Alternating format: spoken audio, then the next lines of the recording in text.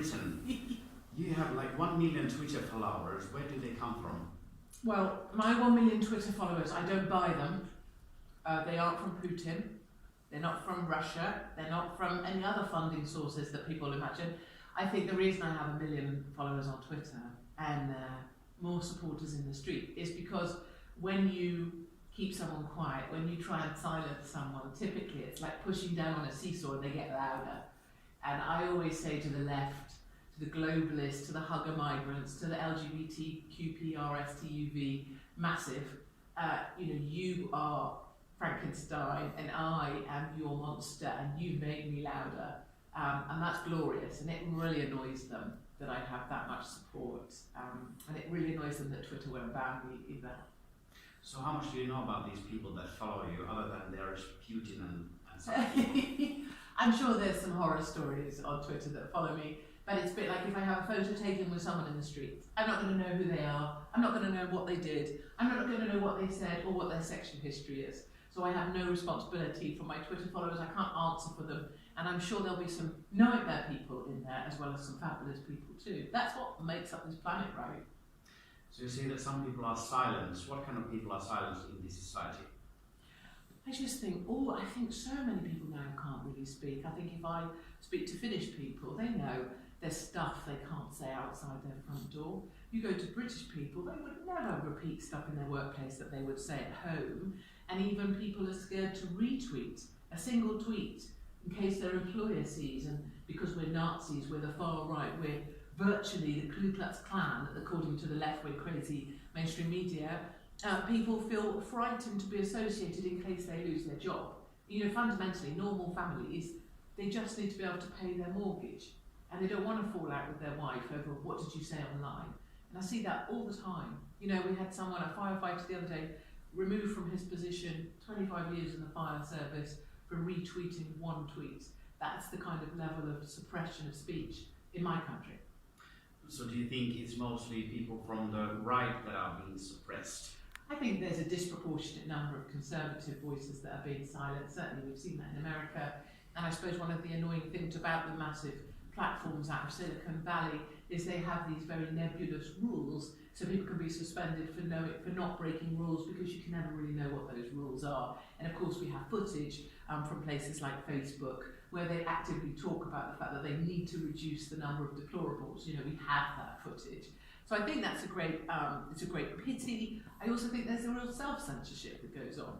Because you might get banned, you intrinsically restrict what you're saying, even before you go to write it. And that's a pity too. We've lost some of that freshness of voice, and that's why I'm here. So you're these people's voice? I'm not anyone's voice. I don't speak for anyone. I'm really clear about that. The worst thing you can get is like some natty little celebrity that goes, I speak for all women when I say, no you don't. You definitely don't speak for me. I don't speak for anyone. I only speak for myself.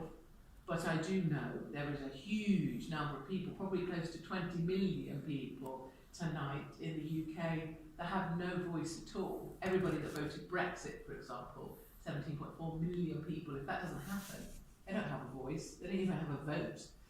And so that's why people like me exist. That's why we monsters roam this planet. And people are always disappointed by how small I am in real life, because I'm supposed to be 6'6" and like have hair and be green or something. What are those topics we are not supposed to talk about? Well, I'm not supposed to say that you're massively overweight, for example, which you are, because that's not polite. I'm not supposed to say that the people that are, committing the grooming gang, the rape squads here are majority Muslim men. I'm not supposed to say that. You're not supposed to say that I look a bit like a horse or have a really big nose, but you might think that. I'm not supposed. I could go on. Do you think I should say that to you, that you have a big nose, or that I'm fat? You are fat. Yeah, but do you think it's good to say those kind of things? I think it's good to be honest with people. I think it's unfortunate. I'm giving you quite extreme examples, obviously of being slightly offensive, but then if you pull back from that, I'm not allowed to say that the majority of people here raping your girls, Finnish girls, are majority Muslim men. I'm not allowed to say, because I will be arrested, were I to say it, that it's part of the culture in Islam that women are seen as property and only just a little bit worth more than, I think it was in your newspapers today, only worth a little bit more than a donkey. and that if I'm a woman walking around like me or in a skirt or without my head covered, I have no honour and I'm easy meat. If I said that, I would be arrested for hate speech, probably here in Finland, certainly in the UK. So you can see how once you start policing speech, we end up at a point there's so much you can't say. In my country, you only have to perceive that you've been hated. And you have to put, not as a white person, obviously I don't count, but if I was a minority or a Muslim, or if I was gay or trans, a lot of people think I am trans, just for clarity, I'm not, then I would be able to perceive that I'm hated. But as a white woman, I have no say. What was the idea behind coming to Finland from Britain and to Oulu? Yeah, so to go close to, for me, close to the Arctic Circle, you know, further north, the metro station, that's the furthest north on the whole planet, to a place that's -25, to sit down in City Hall with some nonsense fool called Ari something, who has about the emotional intelligence of my little finger, and him say, there's not really a problem, or we don't really think there's a problem, or to quote me very poor statistics that 4 out of every 5 people who commit assaults on children are actually Finns. That's not correct, of course, because if you look at the actual representation of minorities, of migrants in the population, that's nonsense. But it took a woman like myself, like my colleague Elizabeth, to come here to speak about the problem you've got that you don't want to address. I don't mean you personally, I'm using you as an example of Finland. Your media, your politicians, particularly your Prime Minister, who invited people to his home while stood outside, come and live in my home. And so they came. And now they're a problem, and there's elections coming up. They are covering their arse harder than Beyonce in Lycra. And I can tell you, it's those people that need calling out, and that's why I'm here. That's why I came, that's why I flew all the way to Oulu, which frankly for me is in the middle of goddamn nowhere, and I don't even like the cold. I don't even like snow. I think it takes that sometimes. I think it's a real pity that so many of the people who are respected journalists, who aren't called all the names I'm called or trashed all the time for whatever I'm supposed to be, they're sitting in their homes writing their columns, you know, in the middle of Helsinki or in London, in zone 1 and 2, in the nice safe bit. You know, my challenge to them is, why aren't you out? If I'm doing a bad job and you don't like me, no worries. Can you come? Can you talk the truth? Can you bother that, you know? Can you tell me about your trip to Oulu? How was it? Well, I can say that Norwegian Air is fabulous. I love them. They're brilliant. My trip to Oulu, I've never ever taken off on a runway that has snow on it before, because in England, if you have a centimetre of snow, everything shuts. We're incapable of operating. We don't even like leaves on the line. Our trains stop. I've never been in an aircraft that's been de-iced before or de-snow. It's madness to me. I was watching while thinking, how the hell is this going to take off? You're taking off. There's snow everywhere. I don't know how you guys see. Maybe it doesn't matter. So that arriving in Oulu, realising you're so far away from anywhere, there's a slightly feeling of being on an oil rig. And then, you know, the most strange thing at all, without wishing to sound in any way racist, is that why the hell would you? If you come from Afghanistan or Iraq or Iran or Somalia, no disrespect to the people of Oulu who love it there, and I respect that, but why would you? Why are you coming to Oulu? I mean, God damn it, you're virtually making yourself a penguin and you like the heat. The second thing is, if you're coming to Oulu, why come if Islam is so brilliant and you're bringing it with you, why not stay in Muslim countries? But let's talk about your trip now. Let's talk about what you experienced in Oulu. Well, so what did you see and what did you experience in Oulu? And the other thing I wanted to finally say, before you rudely interrupted me, was that, you know, my other sense is, why come to Oulu on the Arctic Circle specifically to rape young children? Like, if you're going to need to do that, you know, why would you go that far? What is it with you? My specific trip was really, you know, we were hosted by lovely people. My experience in City Hall is that the establishment really don't get it. They have no clue at all. But my experience from people in Oulu who came up to us, a lady came up to me today in the district court to say, keep going, keep talking.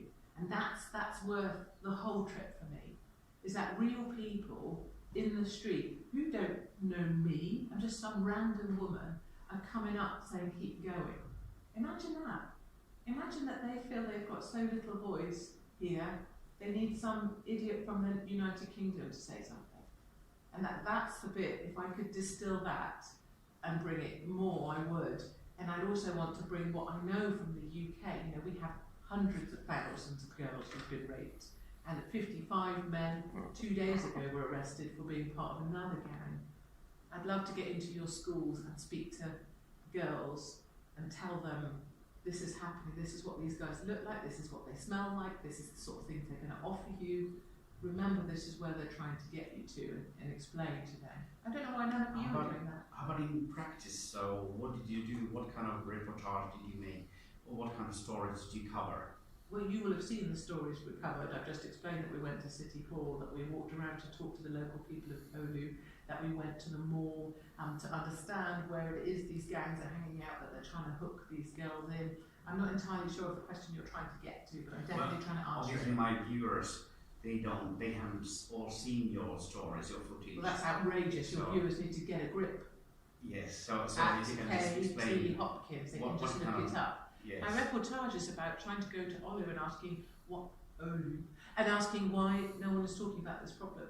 My reportage is standing, talking to the camera to ask, why is no one speaking about this? Where are the police? Why are you only now speaking about it, and why has no one been speaking about it before? My reportage is to any camera that we can get this message out there to say, this simply isn't good enough, do you know how big a problem you've got? If that's what I'm doing, I'd really like it if your viewers took some time to see, because I think it's helpful. And I also did an interview with your state broadcaster. What are they called? That's we. YLE, is that you? That's right. So your state broadcaster, I guess is similar to our BBC. It's a sort of propaganda machine. But in North Korea, they get their propaganda for free. I don't know if taxpayers have to pay for your services. Oh yes, So YLE, is that what you're called? That's right. You came and did an interview there. I guess a specific agenda. I don't think the interview was shown. But I guess that's part of what you guys do. Is taxpayers are paying for all this, like they paid for someone to turn up at City Hall, and you just don't show it because I guess it doesn't fit what you want to say. So, you know, it's quite a lot of expense for Finnish people not to get the truth. So I suppose I would ask people like you, like your editors, you know, for me, we had this in the UK, those editors, your editor, your series producer, the person further up the chain, they're complicit in the grooming gangs in your country. Oulu has been called the rape capital of Finland. And any producer who doesn't want to have that spoken about, to me, is complicit in the grooming gang, so it's a charge I put directly to your series producer. So what do you say to those people who think that you're just provoking more hatred towards people? More hatred? Well, yes. what hatred is there? More hatred towards immigrants. What hatred is there? Because if you say that they are raping, that they are. I'm not saying they're raping. You said more hatred. I'm asking you, what hatred is there already? Well, there is quite a lot of hatred already. Why is there hatred already? Well, now you are interviewing. Yes, I am. Why is there hatred already? There is hatred against immigrants. Why? I'm not going to answer that question. Why not? I'd like you to answer. You said there was hatred. Yeah. Just answer one question. I won't answer any more questions if you don't answer. Okay. Well, my question is this. My question is, why is there hatred? You haven't answered my question. You have to answer my one question, or I'm not answering any more. Why is there hatred to migrants? Now you're really awkward. No, I'm not going to say. Well, then I'm not going to answer anymore. No, I mean it. Well, but what would you say? No, to I'm those not people? going to answer any more questions. I'm not asking you that same question. No, I'm asking you, why is there hatred? One simple question, why is there hatred towards migrants? I'm asking you. Well, you're really awkward. You've been thinking about this question a lot, and I'm the one who is making this story, so can we just keep our roles here so that I would like to ask you, what would you say to those clearly, people? let's just make a clear statement here that will be edited out. You don't want to speak about why there's hatred to migrants. It's what you brought up. No, I'm going to finish this. What you brought up, you don't want to talk about it. That's the state broadcaster who's supposed to be non-biased, non-political. Why am I here? Am I in any way what would you say? You're saying, why is there more hatred? So obviously you're saying there's a layer of hatred to migrants already. I'm not saying that they're raping. I'm quoting police reports that show migrants are raping.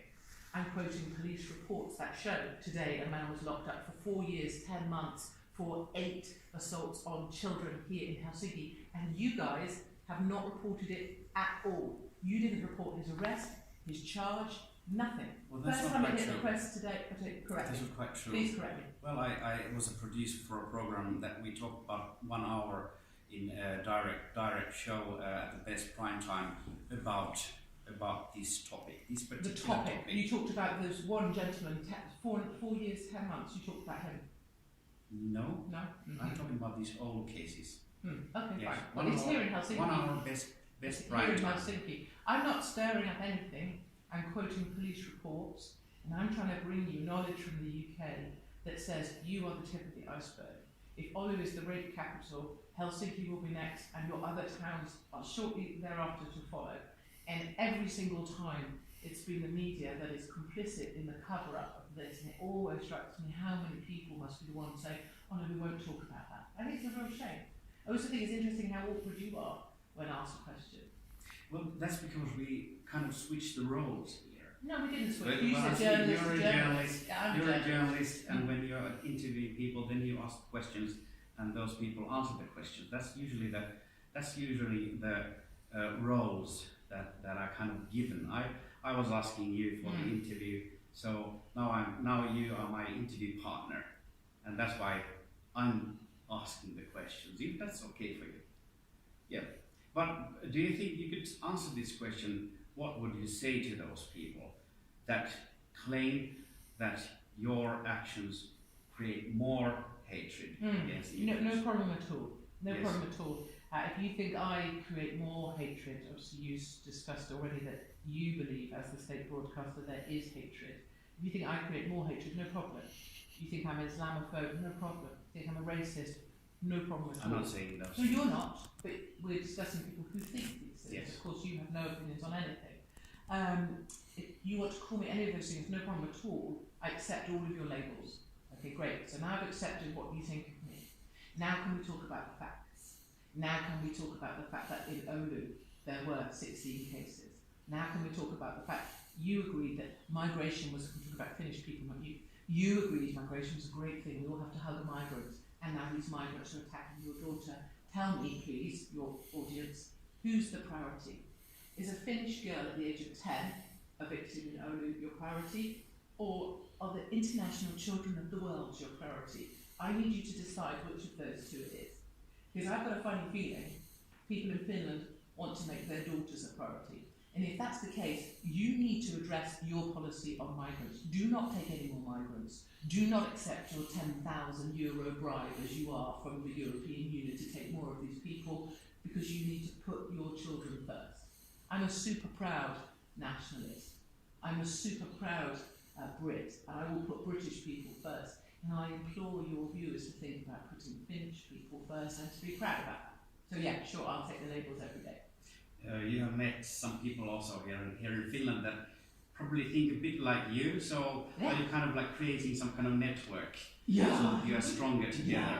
That's an evil empire, populist.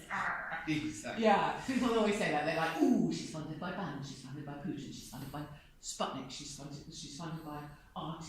Who's she funded by? I don't know, must be the Jews. This is just the craziness of us. I think what's such a joy being here in the Parliament building, spending time with Laura, who I think is phenomenal. I love her. She's a mother, so she really gets it in the way that your politicians don't, particularly the mayor of Oulu, who doesn't have children, she doesn't really understand.